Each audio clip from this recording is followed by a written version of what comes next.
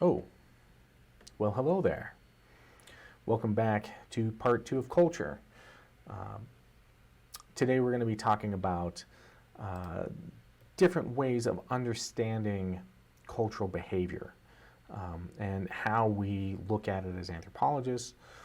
And then we're going to be looking at some early anthropologists and how they organize culture and how that's changed over time. So, first, we want to look at the makeup of culture. What is it? What is it that defines culture? Okay, so oftentimes at the center of a culture is these ideals, like what is the American dream, right? And that can be central to the identity of a culture. Oftentimes, we are looking for these different elements of what makes up a culture, and we're going to be looking at norms, values, symbols, and mental maps of reality. And we'll talk about each one of those things. And then we also include things like material culture, right? This is the stuff that we use, the stuff that you use on a daily basis, your clothing, your hygiene, your means of transportation, all of the things that we use and leave behind, right? So we'll talk a little bit about that. So first off, let's talk about norms. Now, norms are generally considered how people should behave in any given circumstance. Now, some of these can be reinforced by being turned into laws, right? So you might have a norm for a certain type of behavior that could be lawful or unlawful. You might also have laws that don't, or not laws, norms that have more or less no consequences if you break those norms. So we'll kind of talk a little bit about what those things are. So if we think about behavior, okay, so let's say you're hanging out with your friends, and we'll talk a little bit about language here, and how you behave around your friends and how you talk to them, how you deal with them. There can be oftentimes little to no consequences to the type of language that you use. So if I, let's say, for example, curse in front of my friends, then the consequence of that is probably going to be that they're going to curse back at me, right? Because they're my friends and that's how we communicate. Now, let's say I go in front of a judge, right? I go into a courtroom and I'm talking to that judge and I start cursing like I would around my normal friends, right? However, right, that judge doesn't appreciate that kind of language in their courtroom, and I get sent to jail for 10 days, right? Because my language wasn't appropriate for that situation, right? Norms are all about creating behavior that is allowable in one place and might not be allowable somewhere else. Now, if I say go to my grandmother's house and I curse in front of my grandmother, there might be a negative result, right? She might whack me with a wooden spoon or something like that. So I might have a negative response, but it's not the same kind of response I would get if I were in front of a judge, right? Another thing to consider would be walking down the sidewalk. Now you're asking, what does walking down the sidewalk have to do with norms of behavior? Well, think about it like this. When you're walking down a sidewalk, the fact that you have a sidewalk, right, is an aspect of culture that we decided that pedestrians should have some place safe to walk. Okay, so we created this practice, this everyday practice of walking and having some place safe to do it. But as Americans, we also walk on the right side of the sidewalk, right? If someone's walking towards you, they move over to the right, you move over to the right, so you don't collide. Now, that's important, right? It doesn't seem like it would be important, but it is, because that translates over to how we drive, right? We are driving, and in the United States, it is lawful that you must drive on the right side of the street. Because if you don't, right, you could crash into someone uh, you know, in a head-on collision. Now, if you're in, say, Great Britain, it's reversed, right? You drive on the left side of the street. But here's the thing, right? Those sort of behaviors translate into other aspects of our lives. So a lot of times in our culture, when we are thinking about behavior, right, we see things that get translated to being right-centric, right? A lot of the things that we do, we drive on the right side of the road, we walk on the right side of the sidewalk. If we're walking up a set of stairs, if you're at your university and you need to go up the stairs, you get over to the right side of those stairs. Those are cultural behaviors. Those are expectations. And when someone breaks those expectations, right, those consequences can be either minor to non-existent to having catastrophic consequences. So those norms are those behaviors that vary from situation to situation with varying degrees of consequences, right? How you behave in a church setting, right, is going to be different than how you might behave in the classroom, right? As a student, you would go to a classroom and sit down, and your behavior, the norms that you are to follow, are the same sort of norms that you have learned throughout your education, right? You get to the college level and things start to change a little bit, right? You've got different rights, different responsibilities, but you still enact that same sort of behavior, right? You sit down and you are quiet, you are listening, you're bringing that stuff that is being taught to you in and absorbing it. And if somebody, starts, making a fuss, right, then there can be consequences for that. So there are different rules for behavior, right? Different things, and that's where those norms really come into play. We learn these consciously and subconsciously, okay? And we incorporate them into our daily lives, right? Now, you might not be told that you're supposed to walk on the right side of the street, right? But you start following the behavior of others, right? You start walking with people and they start walking on the right side of the street, and then, or the sidewalk, and then people coming towards you, they're getting out of your way and using the space that's available. And guess what? You've just subconsciously learned that you're supposed to walk on the right side of the road. And that's because people older than you that are also driving, right? They have to drive on the right side of the road. So that behavior then gets put onto you as a young person. You might not be told that you have to walk on the right side of the road, but you're subconsciously picking those things up, right? So, right, that conscious aspect of learning that you're supposed to drive on the right side of the road because it's the law, and subconsciously picking up that same behavior as a youngster because that's what everyone else is doing and that's how you're seeing it, right?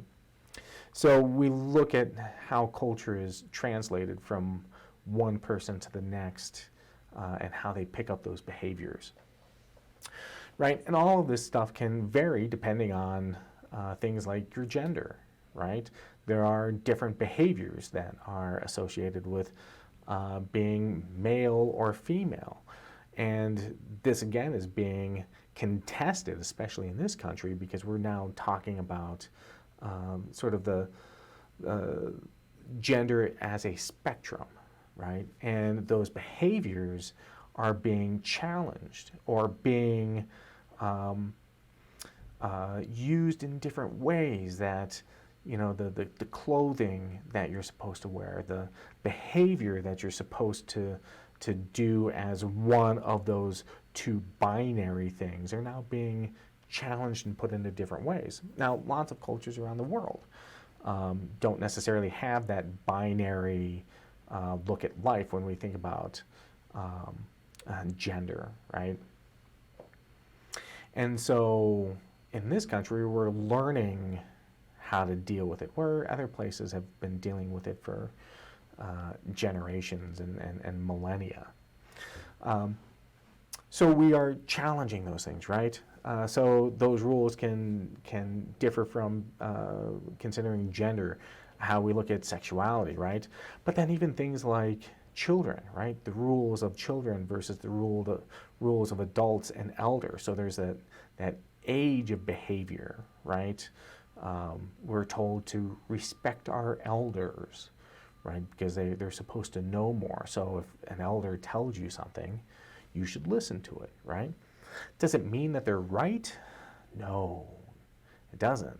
But it means they have experience. And we are taught that believing that they have that responsibility and that knowledge, that we should respect them and listen to them, right? How our families are organized, right? Not everybody has the same organization, even considering things like cousins and aunts and uncles, right? We have very specific ideas about each role a family member has within our family.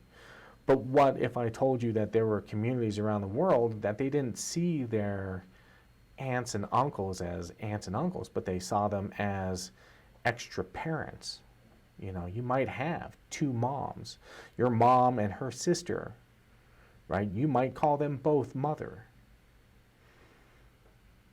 Because in that family, in that role, right, they take on those same responsibilities as they would do with their own biological children, right? Here, we don't see it that way. We do things differently in the United States.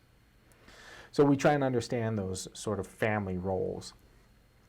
And then things like religious affiliation, politics, all of those things, right? How you're supposed to behave in any given one of those situations.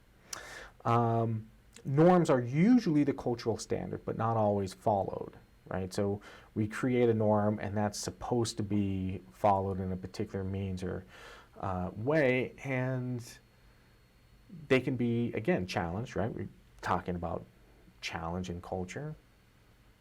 But again, there can be different punishments, different consequences for challenging those norms.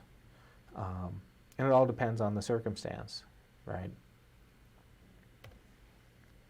Okay, let's talk about values. So let's talk about how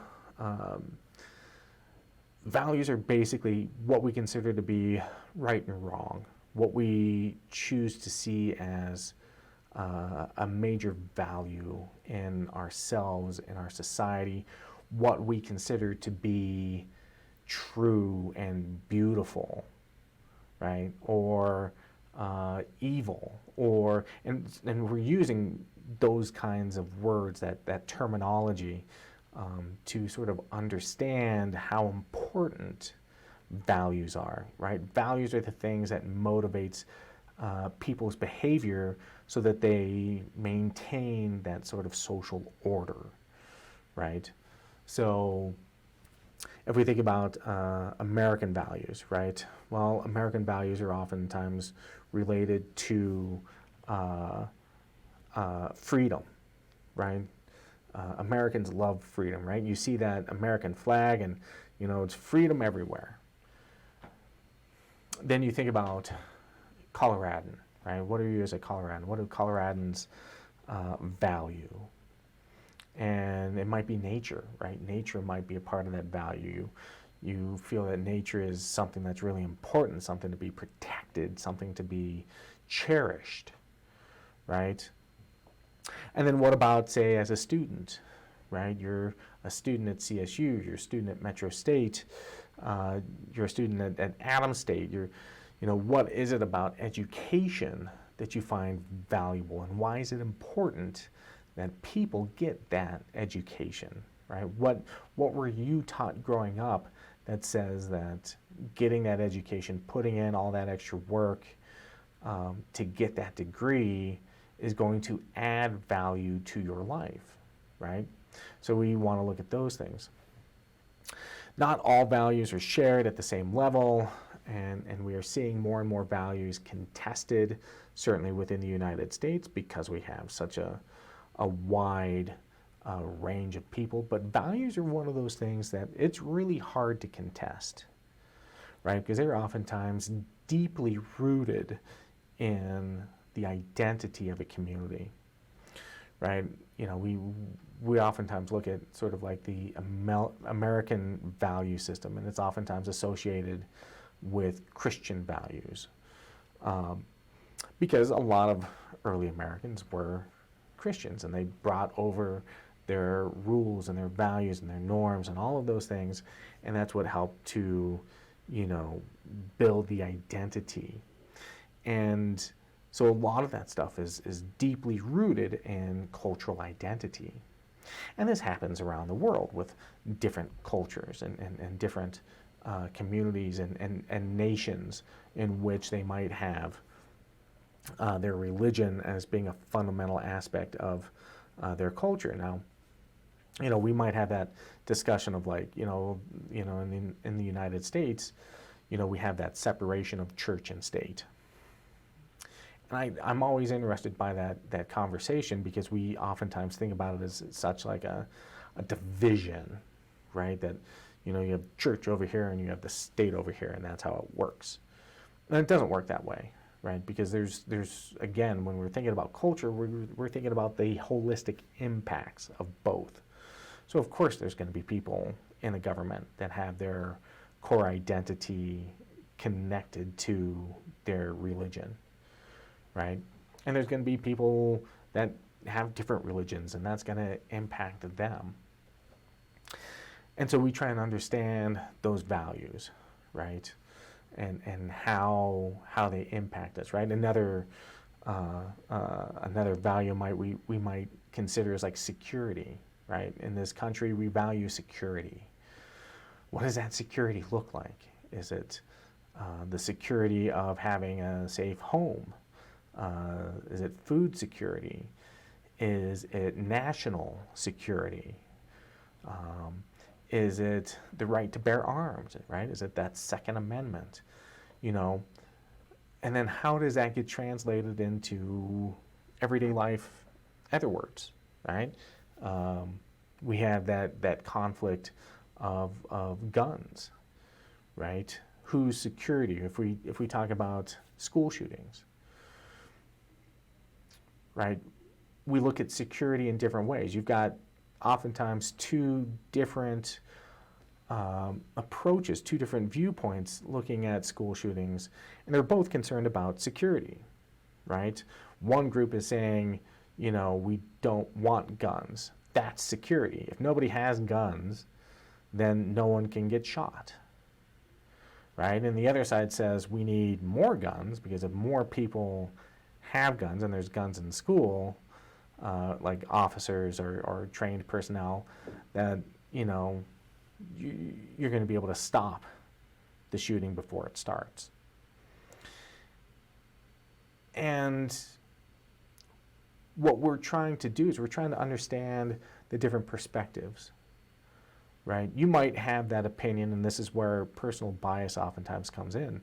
But we have to understand that what we're doing is we're trying to understand the different perspectives on each side. They're both looking for those sort of ideas of security, but they're coming about it from two very different points of view. And that can be difficult, right? That can be difficult to understand. So what do you think about our own values, right? How do we see those values take place in our own culture? What are your values? What do you find to be important? What would you be willing to die for, right? What would you be willing to kill for? What would you be willing to be like, yeah, okay, I can change that? You know, how do you see your own values? Something to think about. Symbols. Okay, so what is a symbol? A symbol is something that represents something else, right? That's just the basic way of looking at things. And we'll talk a little bit about symbols in far as that concept, right? So language itself is symbolic. right? We create, if we're talking about written language, we create little shapes that are connected to a sound. And when we write something out, we can create a sound that goes along with it, and that becomes symbolic. That word is connected to that sound, and that word has a particular meaning behind it, right? If I say the word freedom, right, well, that has a lot of connotation to it. It is symbolic of many things. If I show you a picture of the American flag, one of the first things that you might think of is freedom, right? Someone else might see something different, right? Those symbols can change depending on who is looking at it, right? And that's something that we have to understand. Not everyone sees things from the same way. Talking about perspective, right? So symbolic language is oftentimes, if we look at like verbal, nonverbal, hand gestures, like, hey, hey, way to go, right? Hand gestures can mean the same thing as saying like, okay, then you have written language, and all of it is to convey information, right? Some sort of concept, right? We look at what are other types of systems that have symbols.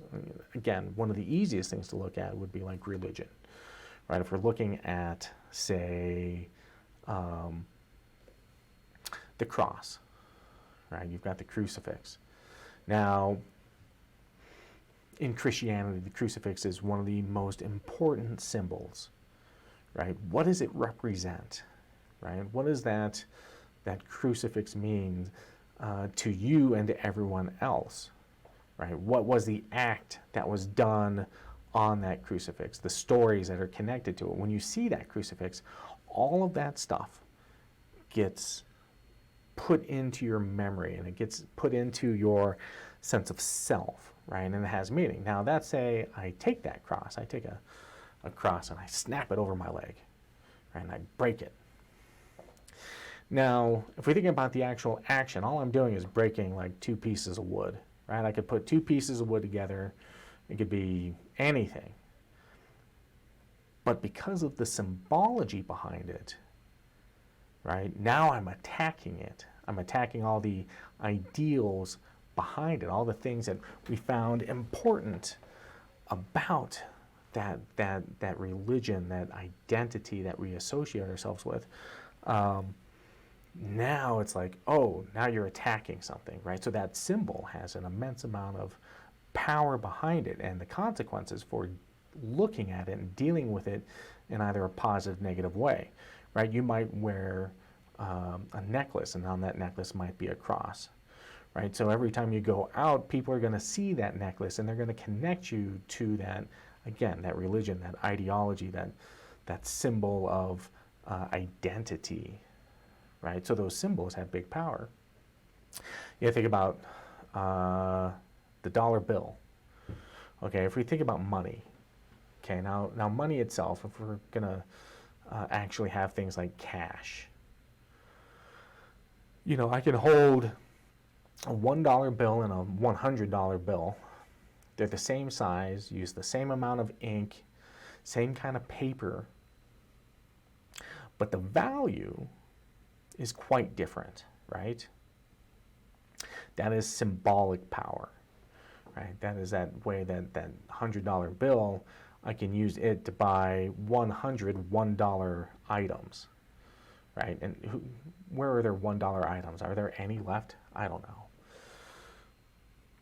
But that symbology is there, right? That $100 and that the dollar system that we have today used to be connected to the gold standard, right? For every dollar bill that we had a connection to a bar of gold, right? So there was a direct one-to-one relationship, and however much gold we had, we could print more money connected to it. However, right, we got off of that system, and now it's much more fluid, as it were, but we still have that connection to that $100 bill and $1 bill. They're still symbols, and we can still use them to exchange. And then we think about things like, the flag or the White House, the president's seal, right? All of those things have sort of that symbolic energy that's connected to it, right? So when we see it, we know that it's important. We have to recognize that it's important. Then you might see like a hospital, right? If you're driving down the road and you are looking for a hospital and you see a big H, right? And it's got an arrow pointing off, you know that, oh, the hospital is going to be over there, right? So, or if you see a picture of a person wearing a white lab coat with a stethoscope around their neck, we know that's a doctor.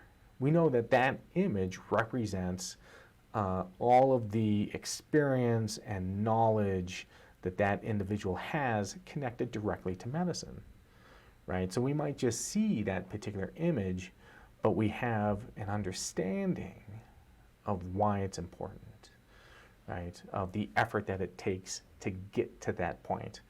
And that's the same thing with getting like a college degree, right? And why we have things like ceremony when you graduate and everyone waits to get their diploma, and they go up on the stage and they get handed their diploma, and then you take it home and you can put it up on your wall, and that little piece of paper, that's all it is just a piece of paper. It doesn't have any intrinsic value within it, but it's the representation of what you had to go through to get it, right? It's the representation of all that knowledge. So that diploma is a symbol of all the things that you had to do. Now we're going to talk about mental maps of reality, which is semi-complicated to understand. When we talk about mental maps, what we're really doing is thinking about how we organize things, right? How do we organize our lives around us? The example that I oftentimes like to use is, how do we organize fruits and vegetables? So just imagine that you've got two boxes, okay? And in one box, you put all your fruits. Another box, you put all your vegetables. And that's how we see the world, right? We see the world in fruits and vegetables. But it's not always that easy, right? Now, we try and make it easy. We try and compartmentalize so that we can organize our world, right? We understand that tomatoes are not vegetables. They are actually fruit, right? Watermelons are actually berries. Even berries that we call berries are not berries.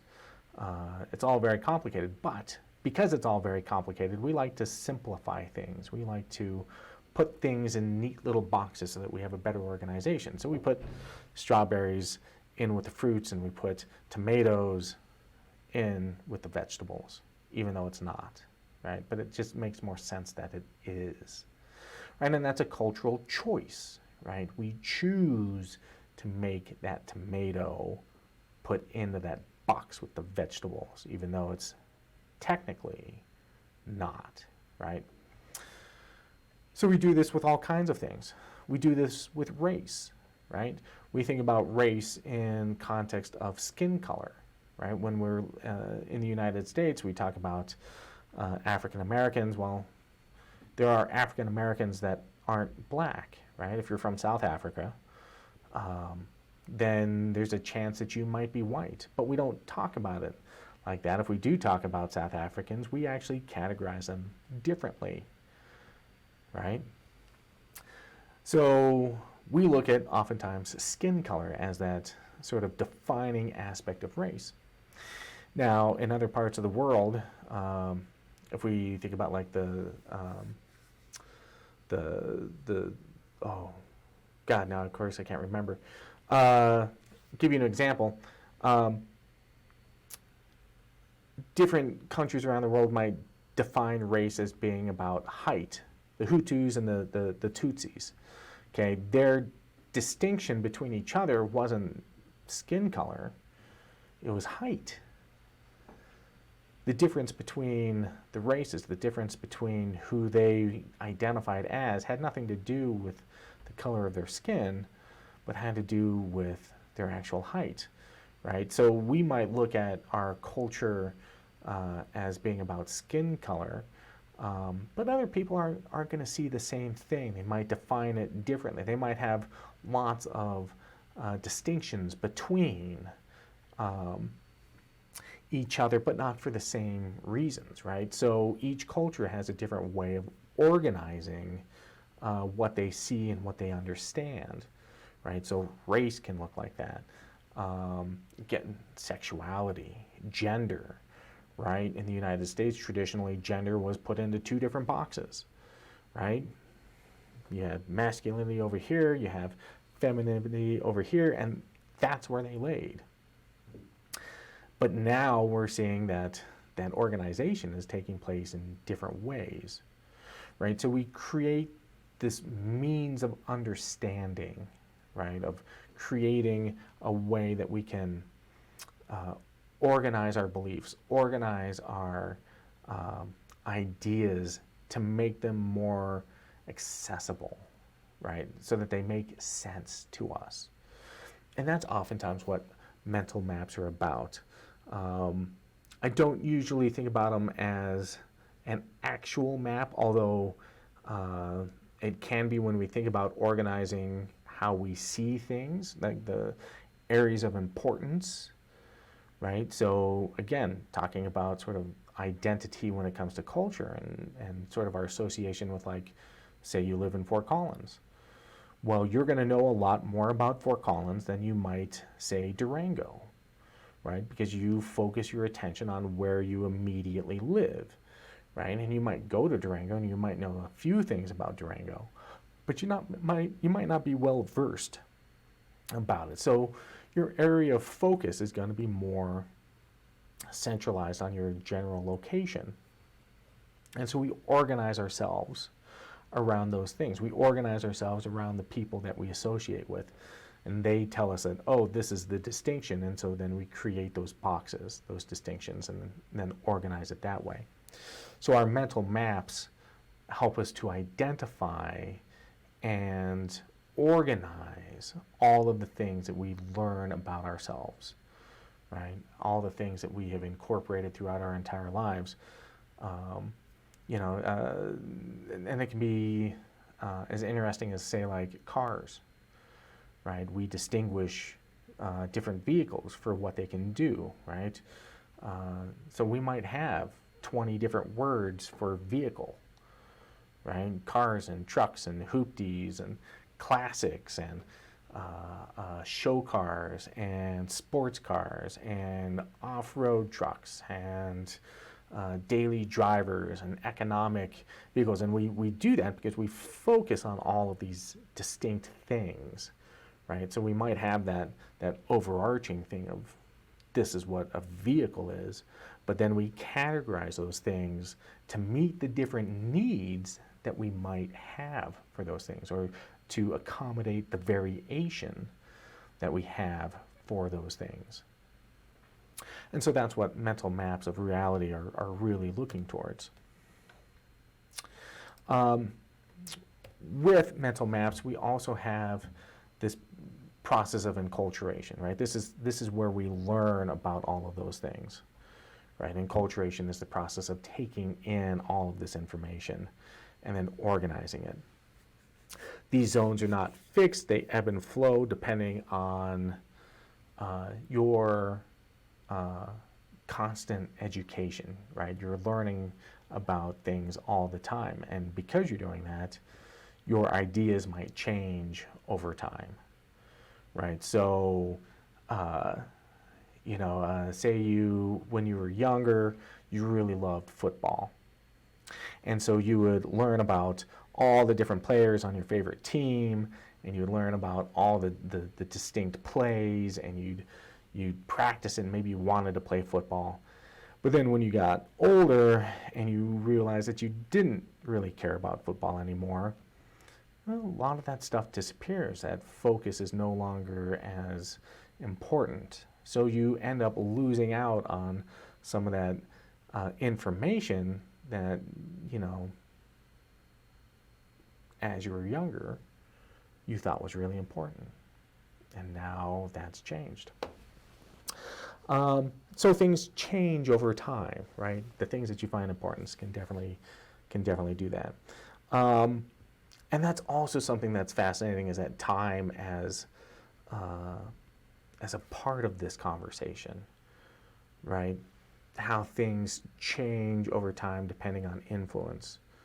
You know, we define what is right and wrong. When you're younger, you might see something as being acceptable, but when you get older, it's no longer acceptable, or vice versa, right? Maybe when you were younger, you were shown a behavior that was inappropriate, but as an adult, you're like, no, this is okay. And this happens a lot with different rules that we have set up for children, right? You can behave like this, but you can't behave like that. But when you become an adult, it'll be okay to behave like that, right? And sometimes that's like language, like cursing, right? Little kid cursing is like, no, don't curse. But as soon as you turn 18, oh yeah, curse all you want. Doesn't matter, you're an adult now. You can do what you want. But as a child, you have to learn that behavior, what's appropriate, what's not appropriate. Okay, so we talked about those 4 different concepts around culture. Let's kind of look at how different cultures are, or different approaches to anthropology and how they look at culture. So we kind of talked a little bit about social Darwinism and how early anthropologists would set up cultures to be, they were civilized, right, which was oftentimes those Western cultures, or barbarian or savage, depending on their level of technology. And because of that, and because this was oftentimes used by European white males who are also in the process of colonizing, especially if we're going back hundreds of years and even until today, which is still taking place, we understand that people were putting people in different boxes, right? Thinking about, again, sort of like those mental maps, right? These are each one of those sort of boxes that people would be put into based on their level of technology, based upon their level of what they thought of as cultural sophistication, right? So Boas and Malinowski, they both lead us in this different way of looking at things. And we're going to look at sort of their own sort of approaches, right? Boas argued for this concept of historical particularism. And what he was looking for was that he didn't believe that biology had any impact on race, right? On your capability or your intellect. Rather, a lot of it had to do with your environment, right? And the circumstances in which your culture was dealing with that environment. So, again, going back to his work with the Inuit,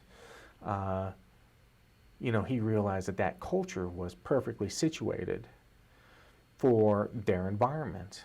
The way that they were living, they could survive and do all the things they needed to do to maintain a viable, successful culture. So he looked for, or he didn't believe that people went through these. He believed that people went through these stages, and oh God,